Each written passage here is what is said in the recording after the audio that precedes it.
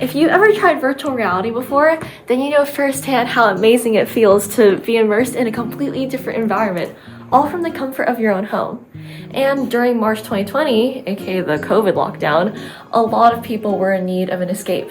So as a result, the virtual reality market completely blew up, with huge companies investing billions and billions of dollars into VR and the Metaverse. But fast forward 3 years, and it's actually in quite of a decline. So what exactly happened?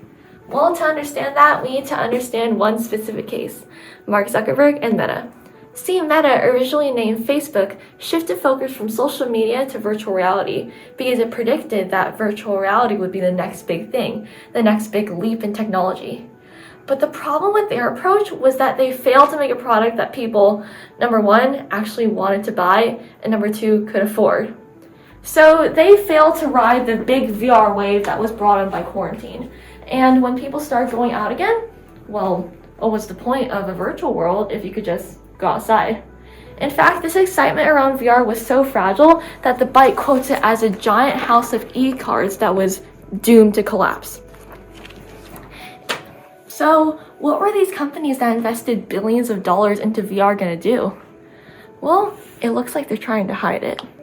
Because according to The Street, Meta's VR department has actually experienced record losses of $13.7 billion, and Mark Zuckerberg even announced that Meta would be shifting its focus away from virtual reality.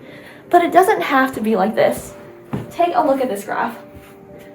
So every newfangled product goes through a life cycle per se. First, its introduction when it first hits the market and introduced to the public. Then its growth and its maturity, where it reaches the peak of its popularity and profitability.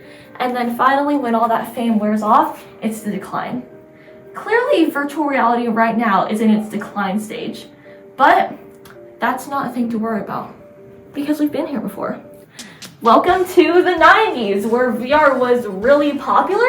Yeah, it seems really surprising, but the 90s was amazing for VR. It had video game companies like Nintendo and Sega releasing headsets of their own. But by the 2000s, consumer interest really waned, and it entered another decline stage. Same with the 2010s. In the early 2010s, consumer interest was really popular, but entered another decline stage by the late 2010s. And we're seeing that exact same pattern with the excitement in 2020 and the decline we're seeing now.